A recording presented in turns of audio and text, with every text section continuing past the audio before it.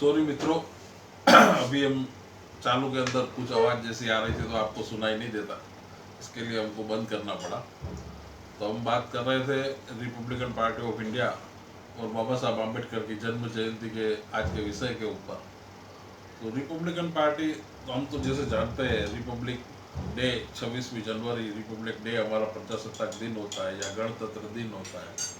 तो रिपब्लिक का मतलब हम लोग जो रिपब्लिकन पार्टी है और जो भारत में रहते हैं वो लोग सभी अच्छी तरह से जानते हैं। रिपब्लिक यानी गण या सामान्य व्यक्ति को जो मानने वाला लोकशाही है, लोकशाही में जो मानने वाला है वो रिपब्लिकन है। तो जो भारत में रहते हैं, जो लोकशाही को मानते हैं, वो सभी लोग जो संविधान को मानते हैं वो सभी लोग रिपब्लिकन है।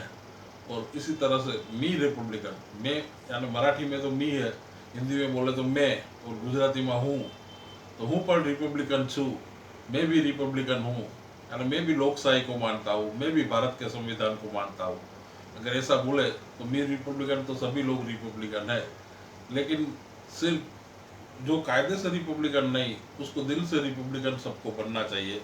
उसी तरह से हम लोग जैसे जानते हैं सभी लोग कि रिपब्लिकन पार्टी ऑफ इंडिया जो बाबा साहब को मानने वाली है और बाबा साहब आम्बेडकर के विचारों को मानने वाली, बाबा साहब के खुले पत्र पर आधारित ये रिपब्लिकन पार्टी जिसकी स्थापना 3 अक्टूबर 1957 को हुई थी, वो Republican party of India Bharat के अंदर सभी राज्यों के अंदर काम करती है। महाराष्ट्र के बाजू में ही रहने, हम गुजरात में हम रहते हैं, तो गुजरात के अंदर भी रिपब्लिकन पार्टी बहुत अच्छी तरह से चलती है। शुरुआत रिपब्लिकन पार्टी ऑफ इंडिया की बाबा साहब आम्बेडकर ने जब 1940-42 में भारत छोड़ो का आंदोलन हो रहा था, उस time all India schedule caste federation की जो शुरुआत की, उसी टाइम से रिपब्लिकन पार्टी भी गुजरात के अंदर शेड्यूल कास्ट फेडरेशन के नाम से उस टाइम से लोग बाबा साहब को मानते थे। और बाबा साहब की जन्म जयंती मनाना, जैसे हम लोग जानते हैं कि बाबा साहब जब जीवित थे, वो जिंदा थे, उसी टाइम से लोगों ने बाबा साहब का जन्मदिन मनाना शुरू कर दिया था। उसी तरह से गुजरात में भी बाबा साहब के जीवित रहते ही बाबा साहब आम्बेडकर की जन्म जयंती मनाना शुरू हो गई थी। शेड्यूल कास्ट फेडरेशन का जब स्थापना हुआ, उसी टाइम अहमदाबाद म्यूनसिपल कॉरपोरेशन के चुनाव के अंदर हमारे सोमचंद मकवाणा जी म्यूनसिपल कॉरपोरेशन के रूप में जीत के आए। वो रिपब्लिकन पार्टी के गुजरात के प्रदेश अध्यक्ष थे। उनसे पहले वीटी परमार, करसनदास लेहुआ और हमारे उगा भाई मेड़ा, बहुत सारे साथी शेड्यूल कास्ट फेडरेशन में, और बाद में वही सब लोग रिपब्लिकन पार्टी ऑफ इंडिया के अंदर जुड़े। तो जब रिपब्लिकन पार्टी ऑफ इंडिया के उस टाइम के तत्कालीन गुजरात के प्रेसिडेंट और म्यूनसिपल काउंसिलर सोमचंद मकवाणा जी म्यूनसिपल अहमदाबाद म्यूनसिपल कॉरपोरेशन में जीत के आए कॉरपोरेटर के रूप में, काउंसिलर के रूप में। तो उन्होंने घीकाटा के अंदर जो रोड है, उस रोड को डॉक्टर बाबा साहब आम्बेडकर रोड का नाम दिया।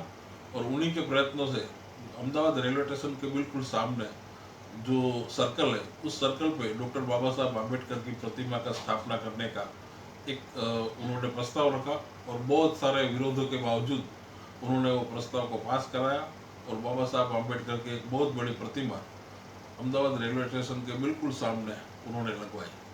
वो प्रतिमा के लगने से ऐसा हुआ कि बाबा साहब को जो मानने वाला था, बाबा साहब के विचारों को जो मानने वाला था, वो सभी लोगों को एक मौका मिला 14 अप्रैल के दिन बाबा साहब की प्रतिमा पे जाके फुलहार करने का। और उसी तरह से धीरे धीरे जो लोग अलग अलग जगह पे, अलग अलग छोटे छोटे गाँव में, अहमदाबाद के अलग अलग एरिया में, अहमदाबाद के आजू बाजू के जो छोटे बड़े गाँव थे उस एरिया में जो रहते थे, वो लोग 14 अप्रैल को 6 दिसंबर को बाबा साहब के महापरिनिर्वाण दिवस के ऊपर वहाँ इकट्ठा होने लगे। और वहाँ पे जब इकट्ठा हुए तो उस तरह से बाबा साहब आम्बेडकर का विचारों का प्रचार प्रसार ज़्यादा से ज़्यादा हुआ। उसके बाद में जब 14 अप्रैल के दिन या 6 दिसंबर के दिन वहाँ लोग इकट्ठा होते थे, खास करके 14 अप्रैल के दिन, तो वहाँ ऐसा माहौल होता था, कहीं दूर दूर से लोग आते थे, बड़े बड़े नेता जो बाबा साहब आम्बेडकरी एक्टिविस्ट वहाँ इकट्ठा होते थे। और उन आम्बेडकरी एक्टिविस्ट को वहाँ इकट्ठे होते थे, तो जो लोग दूसरे आते थे, तो माहौल कुछ इस तरह से बनता था कि लोगों को घर पे जाने की इच्छा भी नहीं होती थी। सुबह से लेके शाम तक लोग वहीं के वहीं खड़े रहते थे। लेकिन जैसे हम जानते हैं कि बाबा साहब को मानने वाला जो गरीब तबके का जो लोग है, वो लोग सुबह से वहाँ अपने गांव से जैसे तैसे कुछ लोग भाड़ा करके या पैदल चल के भी वहाँ आ जाते थे। लेकिन उनकी दिक्कत ये होती थी कि सुबह 9-10 बजे आए तो शाम तक वहाँ बैठना है, लेकिन दोपहर को तो सबको भूख लगती है, तो लोग भूख सहन करके भी वहाँ बैठे रहते थे। लेकिन बाबा साहब आम्बेडकर के जो कुछ साथी थे, उसमें जो रिपब्लिकन पार्टी के उस टाइम के जयंती उस्ताद, हमारे अभी गुजरात के महिला अध्यक्ष है लीलावती बेन वाघेला, उन लोगों ने सोचा कि ये जो लोग यहाँ से जाने का नहीं इच्छा होती है, तो उन लोगों के लिए कुछ न कुछ नाश्ते जैसा या उसके खाने का कुछ बंदोबस्त हमको करना चाहिए। तो सबसे पहले जयंती उस्ताद और लीलावती बेन वाघेला के प्रयत्नों से वहाँ पे जो बाबा साहब आम्बेडकर को श्रद्धांजलि, आदरांजलि, फुलार करने आते थे, उन लोगों के लिए रिपब्लिकन पार्टी ऑफ इंडिया की तरफ से भोजन दान का कार्यक्रम शुरू हुआ। और वो जो कार्यक्रम आज से 40 साल पहले शुरू हुआ वो अविरत चालू है। जयंती उस्ताद के बाद में रिपब्लिकन पार्टी में लीलावती बहन आ गए, तो उनके साथ में और हम जयंती उस्ताद और सब मिलके आज की तारीख में वहाँ सुबह 8 बजे से लेकर शाम को 5-6 बजे तक जो भी 5,000, 6,000, 7,000 लोग आते हैं, तो उनको रिपब्लिकन पार्टी ऑफ इंडिया की तरफ से हम लोग भोजन दान देते हैं। हर साल ये कार्यक्रम रहता है। पिछले साल लॉकडाउन की वजह से ये कार्यक्रम नहीं हो पाया था, लेकिन हमने वही जो लोगों को हम भोजन दान देते थे, वही कम से कम 300 से 350 परिवार को वो सामग्री कच्चे धान के रूप में लोगों को हम लोगों ने बांटी। और इस तरह से ये साल लॉकडाउन की तो है, और अहमदाबाद में तो लॉकडाउन नहीं था, लेकिन कार्यक्रम योजने की कोई परमिशन नहीं थी। इसके लिए कार्यक्रम नहीं योजने की परमिशन होने की वजह से हम सारंगपुर में तो ये साल कार्यक्रम नहीं कर पाए हैं, जो बाबा साहब के स्टेचू है रेलवे स्टेशन के सामने वहाँ पर। लेकिन अभी हम लोगों ने ये साल अहमदाबाद के कुबेर नगर, जो कि रिपब्लिकन पार्टी ऑफ इंडिया के प्रदेश कार्यालय भी यहाँ पर है और मैं खुद भी यहाँ रहता हूँ, तो कुबेर नगर में मेरे घर के बाहर एयरपोर्ट के अंदर और हमारे नज़दीक में ही राजस्थान के जो मारवाड़ी और बावरी समाज की बहुत बड़ी बस्ती है, जो कि पूरा रिपब्लिकन पार्टी बाबा साहब आम्बेडकर के विचार को मानती है, तो दोनों एरिया के अंदर जाके हम लोगों ने 100 किलो पुलाव बना के सभी लोगों को बांटा था। तो इस तरह से रिपब्लिकन पार्टी का जो बाबा साहब आम्बेडकर की जन्म जयंती है, ये गुजरात के अंदर हम लोग मनाते हैं।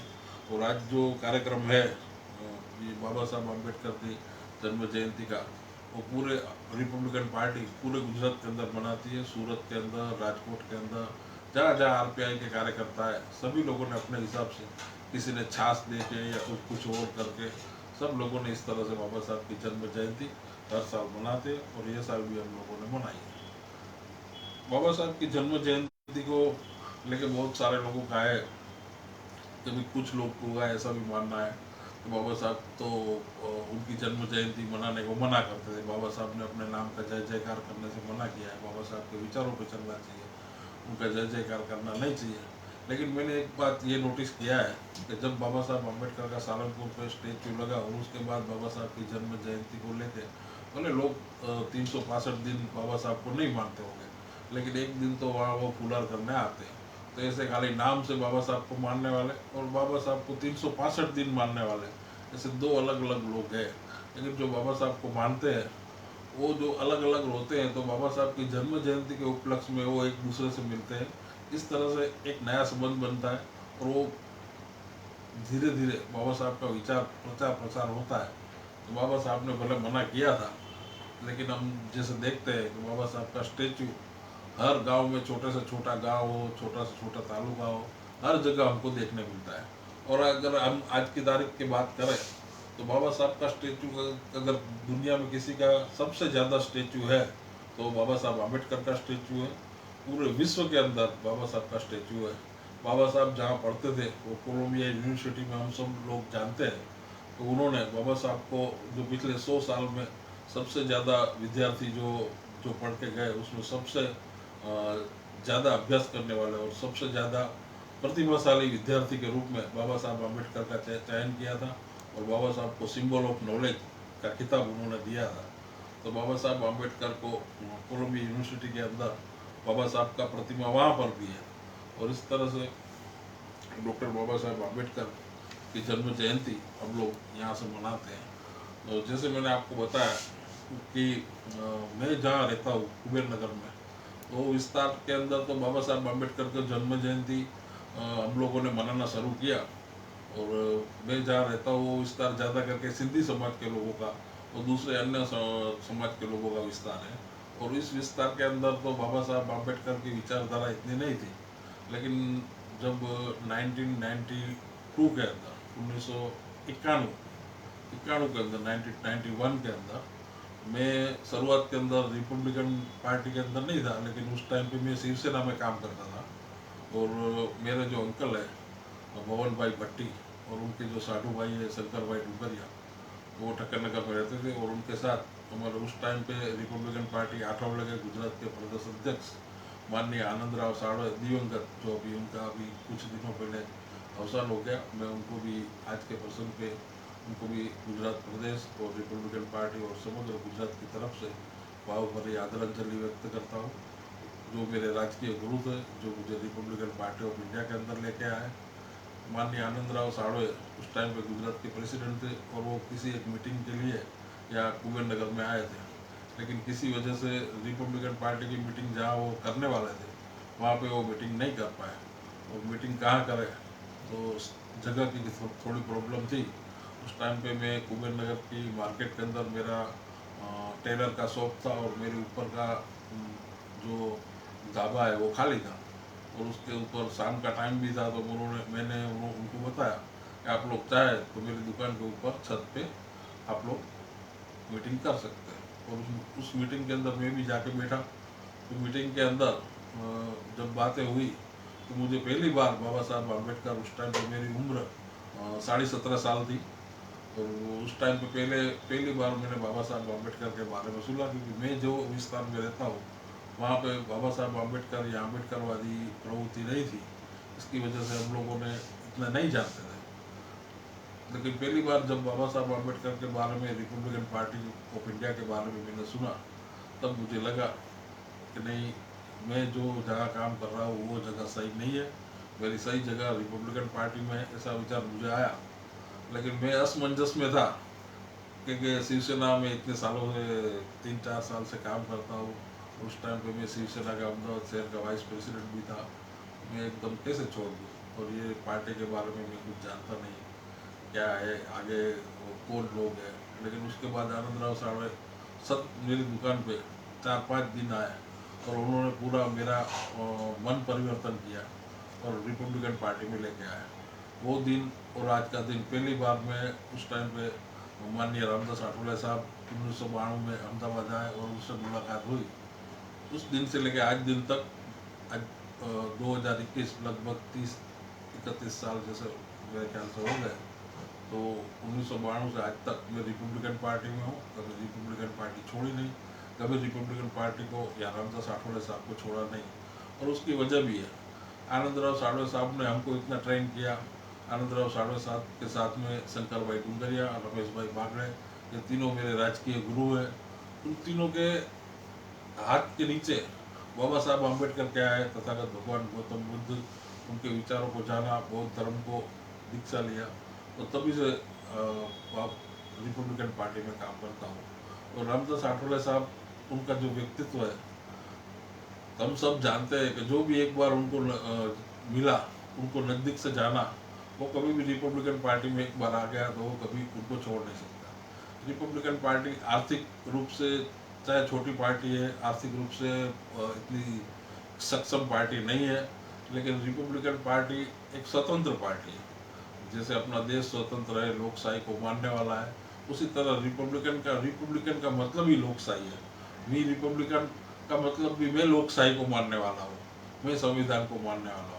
तो जो रिपब्लिकन पार्टी को मानता है, रिपब्लिकन जो है, तो वो एक बार रिपब्लिकन पार्टी ऑफ इंडिया में आ जाए, रामदास आठवले साहब से मिल ले, तो वो कभी ज़्यादा करके नहीं छोड़ता है। अभी कोई अपने स्वार्थ से आया है वो छोड़ के चला जाए, वो अलग बात है। लेकिन जो विचारधारा को मानने वाला है, जैसे जैसे महेंद्र भाई निकाल जी को भी मैं देखता हूँ, कितने सालों से जब भी महेंद्र भाई का पहरवेश आप देखो, वही ब्लू कलर की उनकी जो बंडी और ब्लू कलर का उनका टोपी, वाइट कलर के कपड़े।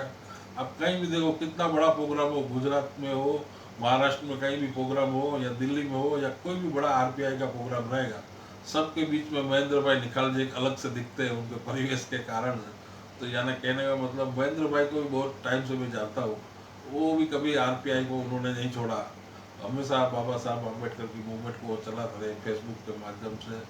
उनके कार्यक्रम आप देखते रहिए, तो सब जगह से जो इस तरह से मैं भी रामदास आठवले साहब के साथ में जुड़ा, तो तब से आज तक मैं रिपब्लिकन पार्टी के साथ में हूँ और उन्हीं के साथ में काम कर रहा हूँ। शुरुआत में मुझे कुबेर नगर वार्ड के अध्यक्ष के रूप में रिपब्लिकन पार्टी के अंदर पोस्ट दिया गया, मेरा पद दिया गया। उसके बाद में मैंने रिपब्लिकन पार्टी ऑफ इंडिया के अहमदाबाद शहर के वाइस प्रेसिडेंट के रूप में काम किया। उसके बाद में मुझे मौका मिला रिपब्लिकन पार्टी ऑफ इंडिया के गुजरात के जनरल सेक्रेटरी के रूप में काम करने का। उस टाइम में मेरे गुजरात के प्रेसिडेंट थे उगा भाई मेहड़ा, जो अमरेली से आते थे। और उगा भाई मेहड़ा के बारे में आपको बात करूँ तो उनको सौराष्ट्र का अम्बेडकर कहा जाता है, क्योंकि बाबा साहब अम्बेडकर ने जब भारत का आज़ादी मिली उस टाइम पे बाबा साहब ने मांग किया था कि जो भूमिहीन लोग हैं उन भूमिहीन लोगों को 5 एकड़ जमीन देनी चाहिए। लेकिन उस टाइम पे तत्कालीन प्रधानमंत्री नेहरू जी ने उनकी मांगे नहीं स्वीकारी। उसके बाद में बाबा साहब के बाद में जो रिपब्लिकन पार्टी ऑफ इंडिया 3 अक्टूबर 1957 को स्थापना हुई और एन शिवराज जो उनके राष्ट्रीय अध्यक्ष थे, उनकी अध्यक्षता में दिल्ली में पूरा जो बहुत बड़ा भूमिहीनों का आंदोलन हुआ। और उस टाइम पे बहुत बड़ी घटना है, हम सब जानते हैं एन शिवराज जी का उस टाइम पे देहांत हो गया।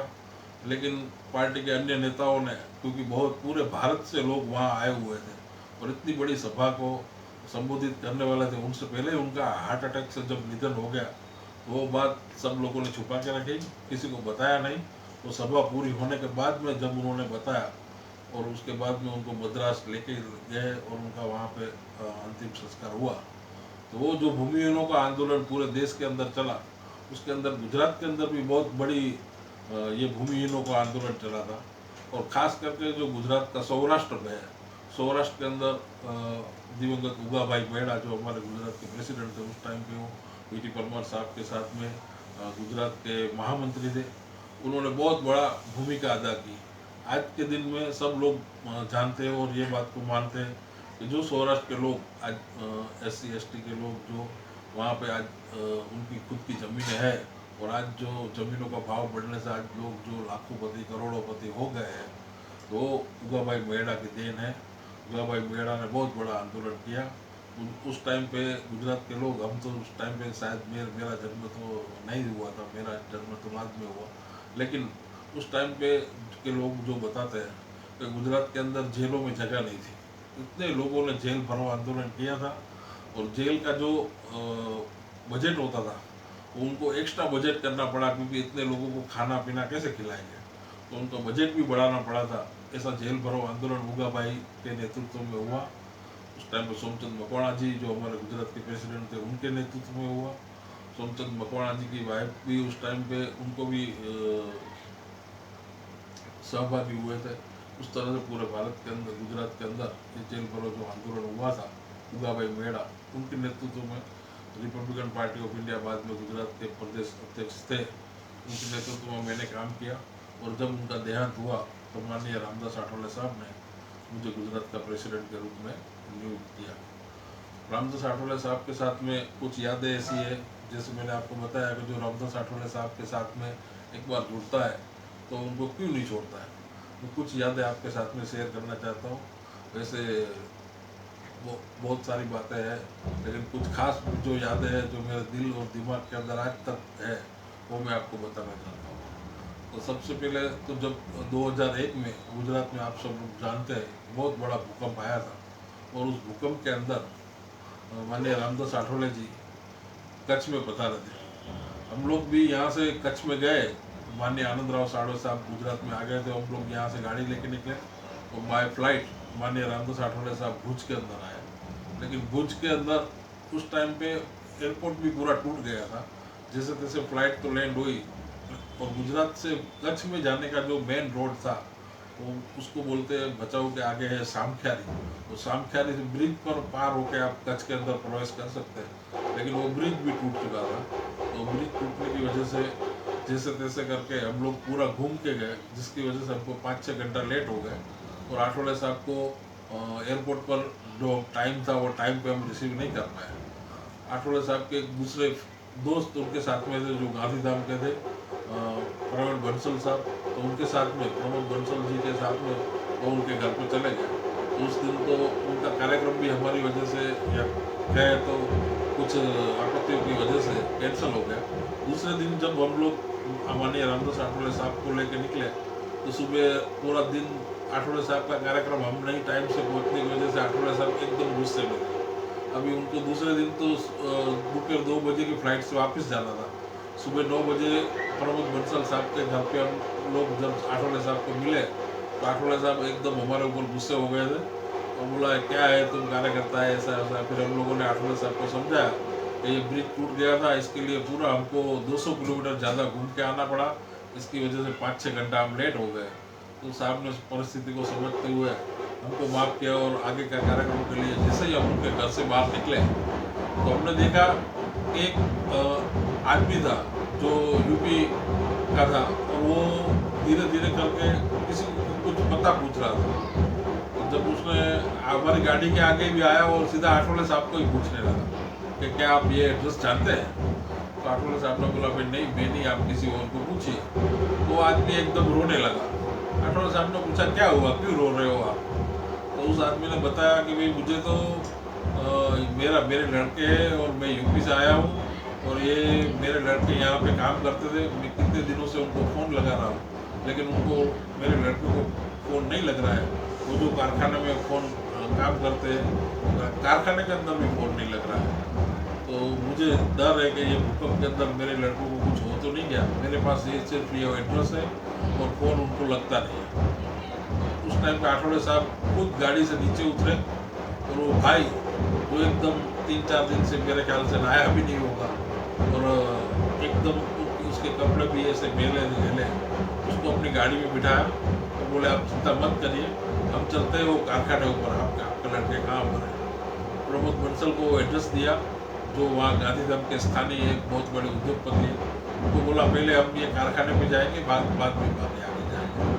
तो इस तरह से हम देख सकते हैं पहले सब हम प्रमोद जी के साथ में रामदास आठवले साहब को लेके वो कारखाने पे गए और वो कारखाने पे जाके जब हम गए तो वहाँ पे उसका मालिक आठवले साहब को और प्रमोद बंसल जी का तो गांधीधाम में बहुत बड़ा नाम है।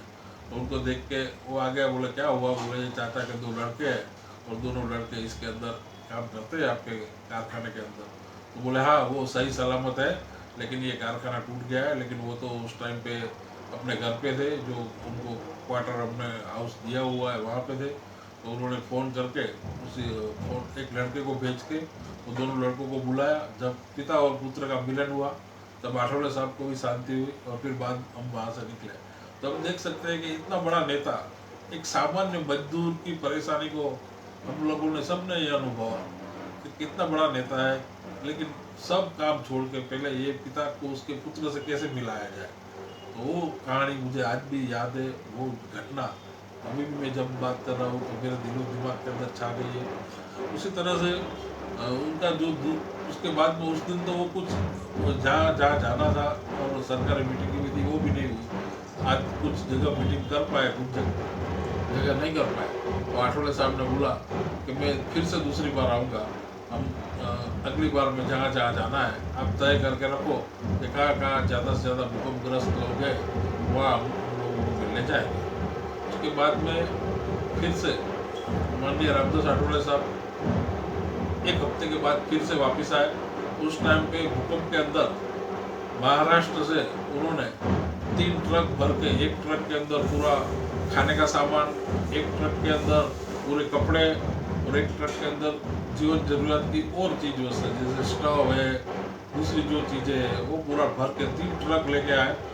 ट्रक तो 4-5 दिन पहले निकल गए थे और 2-3 दिन के बाद में आठवले साहब वहाँ आए। तो जब वहाँ से आए तो फिर से भुज एयरपोर्ट उतरे। भुज एयरपोर्ट पर उतरते ही जो कच्छ के रिपब्लिकन पार्टी के कार्यकर्ता है, रामदास आठवले साहब को मानने वाले लोग हैं, उन सब लोग वहाँ इकट्ठे हो गए। और जो भी मिल रहा था तो आठवले साहब से बात कर रहा था कि साहब मेरे घर के अंदर ये 4 लोगों का देश हो गया कोई बोल रहा था मेरे घर के अंदर 3 लोग मर गए, कोई बोल रहा था मेरे घर में 10 लोग मर गए। तो ऐसे ऐसे करके साहब भी बहुत दुखी थे कि ये सब के घर के अंदर आज दुख का प्रसंग हो गया है। जैसे आज हम कोरोना में सुन रहे हैं, ऐसी ही हालत उस टाइम पे भी थी। जिसको बुझो कोई ना कोई किसी न किसी पूरे कच्छ के अंदर तो इतना बड़ा महान खतरनाक भूकंप था, तो उस भूकंप के अंदर सब लोग आहत हुए थे। तो आठवले साहब ने मुझे पूछा, अशोक तू भी तो कच्छ का रहने वाला है, क्या तेरे घर में सब अच्छे हैं, तूने कुछ बताया नहीं। मैंने बोला हाँ सर, मैं भी मेरे घर के अंदर भी कम से कम 25 लोगों की नज़दीक के सगा संबंधी की डेथ हो गई है। ये सुनते ही उन्होंने बोला अरे अरे तो तुमने मुझे क्यों नहीं बोला कि हमको जाना है, बोलो तेरे गांव चलते हैं। बोला सर ये तो हम तो अभी अब भुज में है, मेरा जो गांव है वो रापर तालुका का लोधरानी, जिसे अभी नागपुर कहते हैं, वो तो यहाँ से 200-250 किलोमीटर दूर होता है, हमको 4-5 घंटे का रास्ता लगेगा। और अभी हम लोगों ने तो कार्यक्रम पूरा दूसरा किया हुआ है, तो अभी हम मेरे गाँव नहीं जा सकते। बोले नहीं नहीं ऐसे कैसे हो सकता है, अभी मैं यहाँ तक आया हूँ तो तेरे गांव तो चले गए, तो तेरे गांव में नहीं चलेंगे तो घर पे जाके तेरे पापा को मैं क्या बताऊँगा कि तुम कच्छ में गए लेकिन हमारे गांव क्यों नहीं गए। अगर तुम्हारे पापा मेरे से ऐसा पूछेंगे तो मैं उनको क्या जवाब दूँगा। मैंने उनको बहुत मना किया कि साहब आपका पूरा कार्यक्रम पूरा चेंज हो जाएगा। बोले कोई बात नहीं। और उनके साथ में हमारी 15-20 गाड़ियों को लेके हम लोग मेरे गाँव में गए। और मुझे तो आठवले साहब ने बताया भी नहीं था कि वो क्या कर रहे हैं। जो सामान है वो तो सामान तो था, लेकिन उनके साथ पास एक सूटकेस थी और अपने पॉकेट के अंदर उनके पास 500 के उस टाइप के नोट पूरा दोनों पॉकेट भरे हुए थे। थोड़ी थोड़ी देर में वो उनकी जो एम्बेसडर गाड़ी थी वहाँ पे जाते, सूटकेस खोलते और फिर वापस आ जाते। लेकिन हम लोगों ने ये नोटिस नहीं दिया कि वो क्या अंदर गाड़ी में बैठ के फिर वापस आ जाते। हम लोगों ने सोचा कोई दवाई पीते होंगे या कुछ ऐसा होगा, लेकिन वो थोड़ी देर में जाते थे, एक आध घंटे 2 घंटे के बाद में।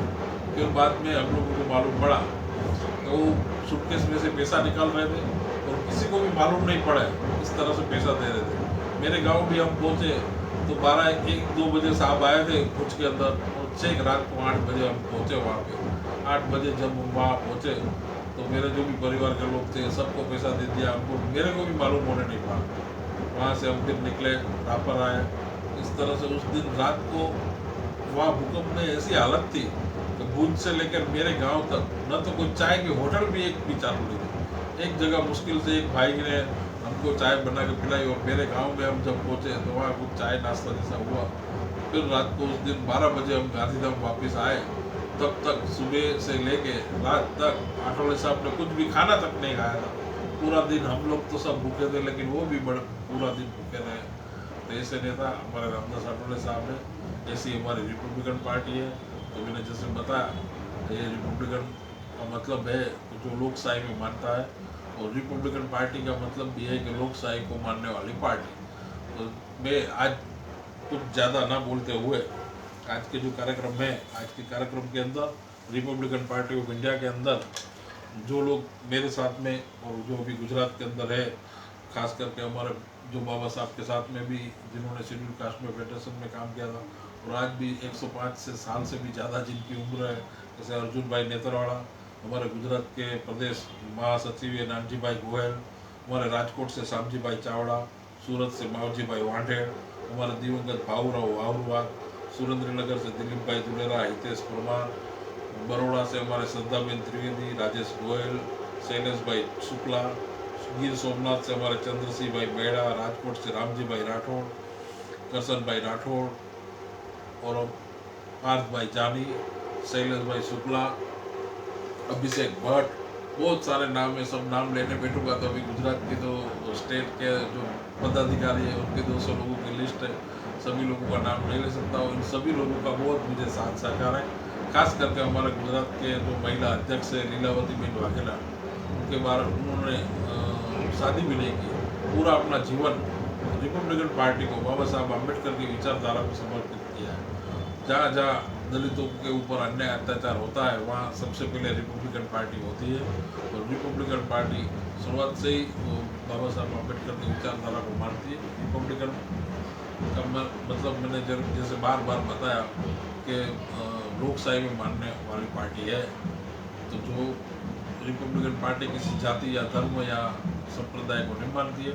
रिपब्लिकन पार्टी में आज की तारीख के अंदर जो हमारे महासचिव है पार्थ जानी, शैलेश शुक्ला, अभिषेक भट्ट, ये सब, संजय श्रीवास्तव, ये सभी लोग ब्राह्मण समाज से, इसी तरह से हमारे राजपूत समाज से हमारा जीवन जी जाडेजा, इसी तरह से सभी धर्म और सभी जाति के लोग रिपब्लिकन पार्टी में काम करते हैं। सभी धर्म और सभी समाज की रिपब्लिकन पार्टी है।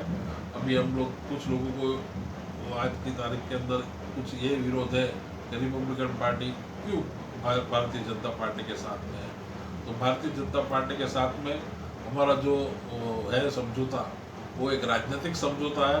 हम लोगों ने बाबा साहब आम्बेडकर की वैचारिक विचारधारा से कोई समझौता नहीं किया है। आज भी रिपब्लिकन पार्टी बाबा साहब आम्बेडकर की विचारधारा के ऊपर ही चल रही है और हम बाबा साहब की विचारधारा को ही मानते हैं। जहाँ जहाँ भाजपा की भी कोई ऐसी बात होती है जो बाबा साहब आम्बेडकर या संविधान या भारतीय संविधान के खिलाफ होती है, वहाँ रिपब्लिकन पार्टी खुलेआम विरोध करती है। माननीय रामदास आठवले साहब जो रिपब्लिकन पार्टी के राष्ट्रीय अध्यक्ष हैं, वो भी विरोध करते हैं। और जहाँ जरूर पड़े तो हम रिपब्लिकन पार्टी आज की तारीख में भले भाजपा के साथ में केंद्र में सरकार में रामदास आठवले साहब मंत्री है, इसके बावजूद भी हम रोड पर उतरते हैं। तो इस बाबत में बाबा साहब की विचारधारा से रिपब्लिकन पार्टी अपनी विचारधारा से कभी समझौता नहीं किया है।